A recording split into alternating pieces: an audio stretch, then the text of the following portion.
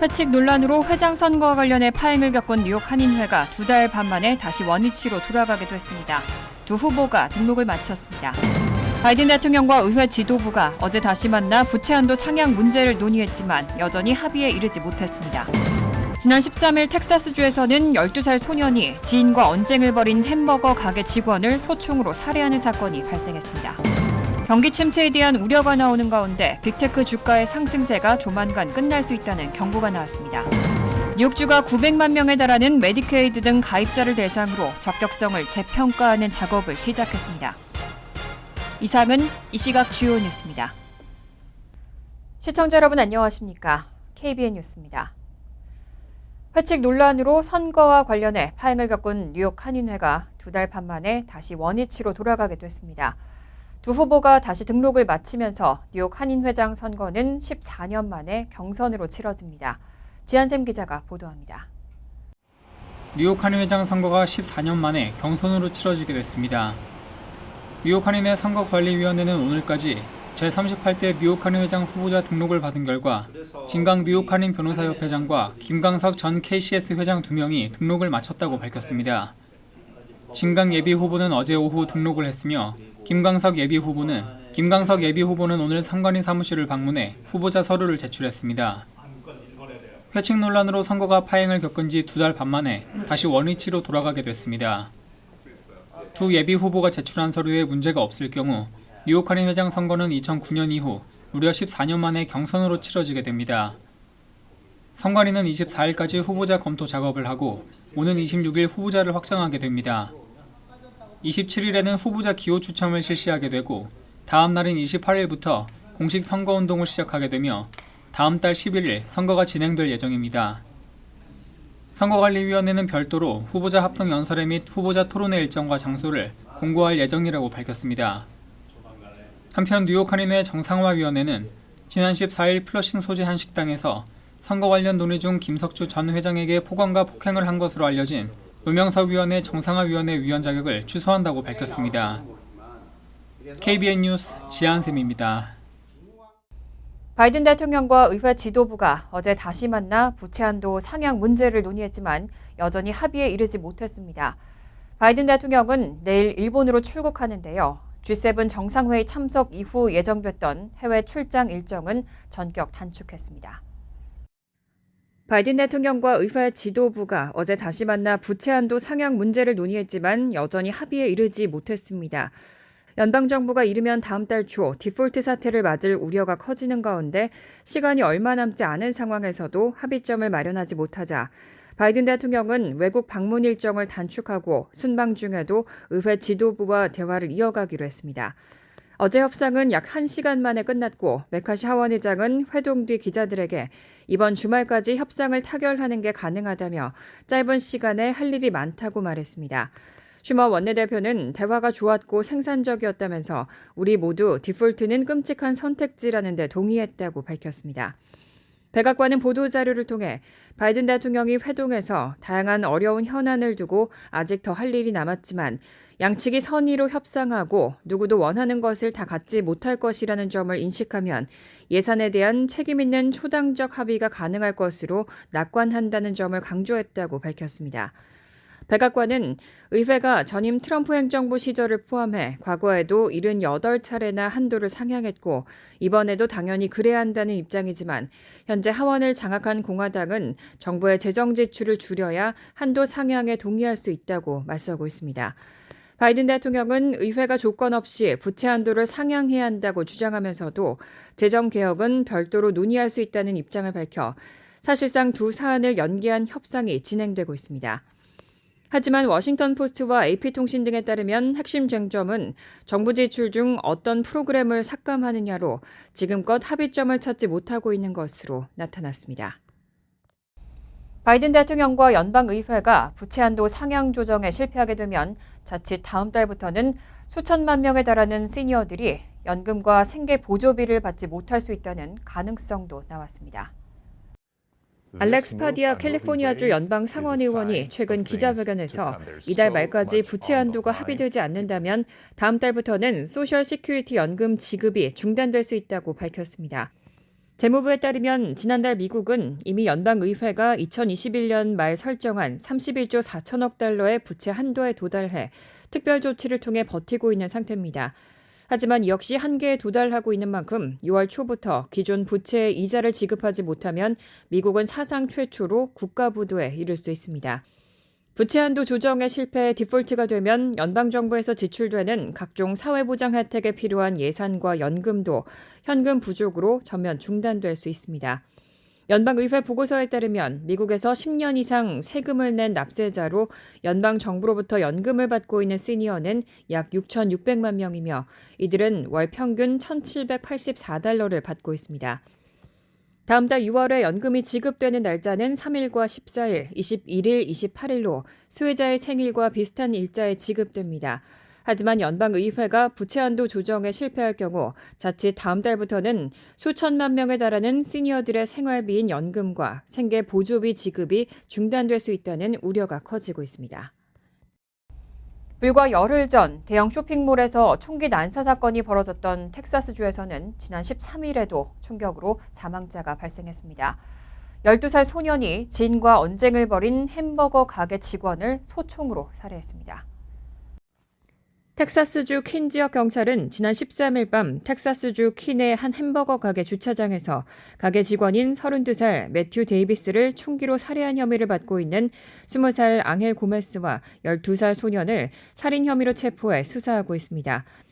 경찰에 따르면 직원인 데이비스는 고메스가 주차장에서 통제를 따르지 않는다는 이유로 다툼을 벌였고 신체적 접촉까지 일어났습니다. 그런데 그 사이 고메스의 차량에 함께 타고 있던 10대 소년이 총을 꺼내 데이비스에게 수차례 총격을 가한 겁니다. 데이비스는 병원으로 이송됐지만 결국 사망했습니다. 경찰은 이 소년이 소총을 사용했고 최소 6발을 쏜 것으로 보고 있습니다. 고메스와 소년은 총격 이후 범행 현장에서 도주했는데 고메스는 사건 현장으로 돌아왔다가 바로 경찰에 붙잡혔고 12세 소년 역시 경찰이 위치를 특정해 검거했습니다. 텍사스는 앞서 지난 6일에도 쇼핑몰에서 총기 난사 사건이 발생해 대규모 인명피해가 발생하는 등 총기 범죄가 기승을 부리고 있습니다. 텍사스주에서는 총기 규제가 완화돼 2021년 9월부터 허가나 훈련을 받지 않아도 길거리에서 총기 소지를 허용하고 있습니다. 노스캐롤라이나주에서 공화당이 주도하는 주 하원이 12주 이후 낙태를 금지하는 법안을 다시 통과시켰습니다. 민주당 주지사가 관련 법안의 거부권을 행사했지만 법안은 상원과 하원에서 거부권을 무효화하는 데 필요한 찬성표를 이끌어냈습니다. 어젯밤 노스캐롤라이나주의 공화당이 주도하고 있는 주 하원은 민주당 주지사가 비토한 임신 12주 이후 낙태 금지 법안을 재통과시키고 낙태 금지 강화 법제화에 성공했습니다. 하원에 앞서 역시 공화당이 장악한 주 상원은 로이 쿠퍼스 주지사의 비토 무효에 필요한 5분의 3 다수결 찬성을 이끌어냈고 하원 공화당 역시 한 명의 이탈도 없이 5분의 3 찬성을 이끌어내면서 주지사의 법안 비토를 무효로 돌렸습니다. 쿠퍼 주지사는 단 한 명의 하원 공화당 의원이 당론과는 반대로 비토 무효에 반대하면 자신의 비토가 유효하기 때문에 지난주 주 저녁을 돈 뒤에 주말에 낙태 금지 강화 법안을 비토했습니다. 하지만 쿠퍼 주지사가 이탈 가능 의원으로 점찍고 접근했던 공화당 의원 4명 전원이 비토 무효에 표를 던졌습니다. 남부가 시작되는 노스캐롤라이나주는 대선이나 총선에서 공화당이 우세하면서도 잘하면 민주당이 역전할 수 있다고 믿는 그런 주 가운데 하나입니다. 노스캐롤라이나주는 현재도 임신 20주가 지나면 성폭행이나 근친 상간 역시 예외를 두지 않고 거의 모든 낙태를 금지하고 있는데 이를 12주로 앞당긴 겁니다. 노스캐롤라이나주의 12주 이후 낙태 금지법은 7월 1일부터 발효되며 성폭행이나 근친 상간의 경우는 20주까지 허용되는 예외도 있고 태아의 비정상으로 인한 생명 제한 낙태는 24주까지 허용됩니다. 다만 임신 여성의 생명이 위험할 때 주어지는 금지 예외는 변동이 없습니다. 최근 한 여론조사 결과에서 공화당 경선 유권자의 과반이 넘는 61%가 2024년 대선 후보로 트럼프 전 대통령을 지지했습니다. 다만 트럼프 전 대통령과 바이든 대통령의 가상 양자 대결에서는 바이든 대통령이 경미하게 앞섰습니다. 여론조사기관 모닝컨설트는 공화당 대선 잠룡들을 두고 지난달 12일부터 14일까지 공화당 경선 유권자 3,571명을 대상으로 여론조사를 실시했습니다. 어제 발표한 여론조사 결과 공화당 경선 유권자의 61%는 2024년 대선 후보로 트럼프 전 대통령을 지지했습니다. 지금까지 트럼프 전 대통령에 맞설 가장 유력한 주자로 꼽히는 론 디샌티스 플로리다 주지사의 지지율은 18%에 그쳤습니다. 조만간 출마 선언이 관측되는 마이크 펜스 전 부통령은 6%에 불과했습니다. 지난 2월 대선 출마를 공식화한 니키 헤일리 전 유엔 주재 미국 대사는 이번 조사에서 지지율이 4%대에 머물렀습니다. 이 밖에 기업가 출신인 비벡 라마스와미는 4%, 딕 체니 전 부통령의 딸인 리즈 체니 전 하원 의원은 2%, 그레그 에버 텍사스 주지사가 1%, 팀 스캇 상원 의원은 1% 등으로 나타났습니다. 한편 각 후보에 대한 호감과 비호감을 묻는 조사에서는 공화당 유권자 78%가 트럼프 전 대통령에게 호감이 있다고 대답했습니다. 비호감이라는 응답은 20%였습니다. 디샌티스 주지사의 경우 호감이 66%, 비호감이 17%였습니다. 이 밖에 펜스 전 부통령은 호감 61%에 비호감 25%, 헤일리 전 대사는 호감 47%에 비호감 15% 등이었습니다. 한편 같은 날 발표된 조사에는 공화당 후보와 바이든 현 대통령 간의 가상 양자 대결도 있었습니다. 조사 결과 2024년 대선에서 트럼프 전 대통령이 공화당 대선 후보가 될 경우 바이든 대통령이 44%대 41%로 경미하게 앞서는 것으로 나타났습니다.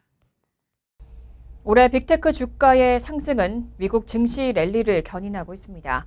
하지만 최근 경기 침체에 대한 우려가 커지는 가운데 이런 상승세도 조만간 끝날 수 있다는 경고가 나왔습니다. JP모건과 모건 스탠리, 뱅크 오브 아메리카 등 미국 대형 은행의 애널리스트들이 경기 침체에 따른 기술주의 약세 가능성을 지적하고 있습니다. 기술주 중심의 나스닥 지수는 지난해 33.1%나 급락했지만 올해 들어서는 17.9% 상승한 상태입니다. 특히 엔비디아와 페이스북 모기업 메타 플랫폼의 주가는 100% 가까이 올랐고 AMD는 56.67%, 테슬라는 35.18%, 아마존과 구글 모회사 알파벳은 35%가량 상승했습니다. 여기에는 챗 GPT 출시 이후 생성형 인공지능에 대한 관심이 고조되고 연준의 기준금리 인상이 조만간 마무리될 것이라는 기대 등이 영향을 끼쳤다는 평가가 나옵니다. 하지만 경기 침체 우려와 은행권 불안에 따른 신용 경색 등 악재가 연이어 나오면서 신중론이 부상하고 있습니다. 모건 스탠리 크리스 투미는 테크 업계가 전체적인 경제 상황에서 자유롭다고 보지 않는다면서 우리는 실적 침체에 공식적으로 진입할 것이고 실제 경제가 침체에 빠질 가능성은 반반이라고 전망했습니다. 또 전체적인 주가가 하락할 경우 기술주가 다음으로 하락하는 도미노가 될 수 있다고 예상하고 있습니다. JP모건의 제이슨 헌터 역시 역성장을 향해 가기 시작했다며 이러할 때는 현금 선호로 바뀌는 경향이 있고 경기 순환주보다 기술주의 하락 위험이 더 크다고 평가했습니다. 뉴욕주가 900만 명에 달하는 메디케이드 등 가입자를 대상으로 적격성을 재평가하는 작업을 시작했습니다.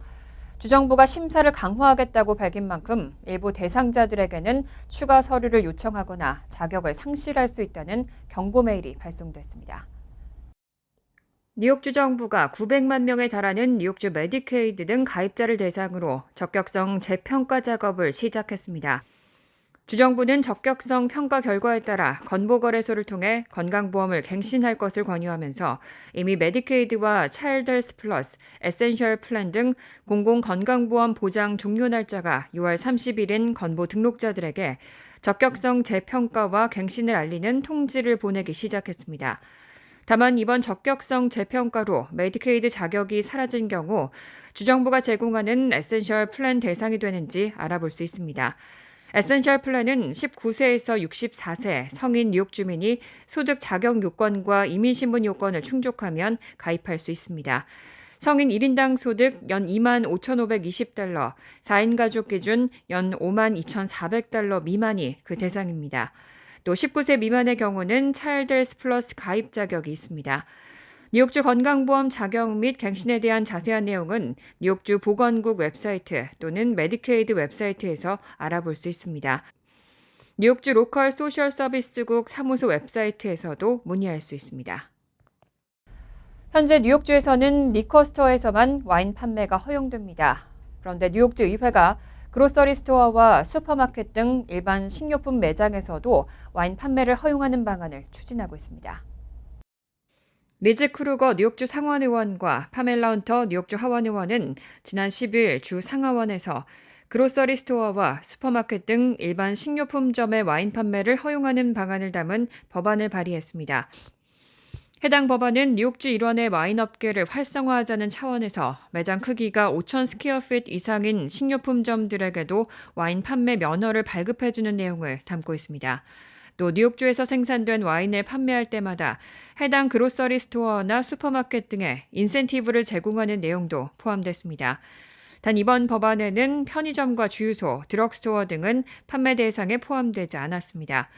크루거 주 상원 의원은 뉴욕을 방문한 지인들이 그로서리 스토어에서 와인을 구입할 수 없다는 사실에 놀라곤 한다면서 대표적인 와인 생산지 중 하나인 뉴욕주의 와인 판매망이 확대되면 판매자와 소비자 모두에게 이득이 될 것이라고 법안 발의 배경을 설명했습니다. 이에 대해 뉴욕주 리커스토어 연합은 즉각 반발하고 있습니다. 뉴욕주 리커스토어 연합은 주 전역 3,800여 개의 리커스토어 종사자 및 관계자들을 대표해 이번 법안은 절대 통과돼서는 안 된다며 홀푸드를 소유한 아마존 등 거대 다국적 기업들이 와인 시장을 독점하는 데 추진력을 더해주는 것뿐 아니라 지역 소상공인들의 생존에 위협을 가하게 될 것이라고 강조했습니다. 간추린 소식입니다. 오늘 서울중앙지법 민사합의 18부는 44년 전 미국으로 입양됐다가 2016년 불체자 신분으로 다시 한국으로 추방된 입양인 애덤 크랩서가 한국 입양기관을 상대로 제기한 손해배상 소송에서 원고에게 1억 원을 지급하라고 판결했습니다. 재판부는 홀트가 시민권을 취득하지 못했다는 사실을 인지하지 못하는 등 후견인으로서 보호 의무와 국적 취득 확인 의무를 위반한 사실이 인정된다고 판시했습니다. 하지만 재판부는 한국 정부의 관리 소홀 등의 책임은 인정하지 않았습니다. 뉴욕시경 소속 한인 경관이 택시 안에서 여성 동승객에게 성추행을 저지른 혐의로 체포됐습니다. NYPD 등에 따르면 데니얼 오 경관은 비번 중이던 지난 13일 오전 5시 45분께 퀸즈 이스트 엘머스트 23번가와 92가 인근을 지나던 택시 안에서 옆자리에 앉은 여성 승객의 옷 안으로 손을 넣어 신체를 만진 것으로 알려졌습니다. 피해자는 사건 발생 후 115 경찰서에 신고했고 이를 접수한 경찰이 오 경관을 성추행과 폭행 등의 혐의로 체포했습니다. 경찰은 자세한 사건 경위에 대해 조사 중이라고 밝혔습니다. 마약 단속국 뉴욕 책임자는 어제 좀비 마약으로도 알려진 동물용 진정제 자일라진이 뉴욕에서 빠르게 퍼지고 있다며 자일라진은 펜타닐 등과 조합해 사용했을 때 사용자의 피부와 근육이 썩어 들어가는 부작용이 있다고 밝혔습니다. 자일라진은 식품의약청의 승인을 받은 데다 정부 규제물질로 분류되지 않아 처방전만 있으면 구할 수 있습니다. 마약 판매자들은 펜타닐을 소분해 자일라진과 섞고 정량의 펜타닐인 것처럼 속여 판매하고 있는 것으로 알려졌습니다. 메트로폴리탄 교통공사가 오는 28일까지 고객 만족도 조사에 응하는 승객들을 대상으로 추첨을 실시해 옴니 교통카드 $50를 제공합니다. 이번 조사는 뉴욕시 전철 및 버스, 롱아일랜드 레일로드와 메트로노스 승객들을 대상으로 하며 온라인과 전화를 통해 진행 중입니다. 한국어로도 참여할 수 있습니다. MTA는 지난 가을 실시한 승객 고객 만족도 조사의 민원사항을 토대로 GLQ 7번 전철의 증차를 실시한 바 있습니다. 환율과 증권 소식입니다.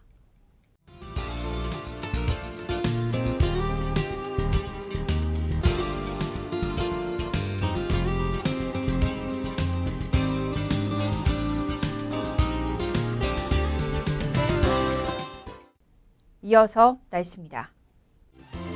목요일은 화창하겠습니다. 낮 최고 기온은 62도, 섭씨 17도, 밤 최저 기온은 53도, 섭씨 12도로 예상됩니다. 금요일도 화창하겠습니다. 토요일은 종종 소나기 내릴 가능성이 있습니다. 이상으로 KBN 뉴스를 마칩니다. KBN과 함께 즐거운 저녁 되시기 바랍니다.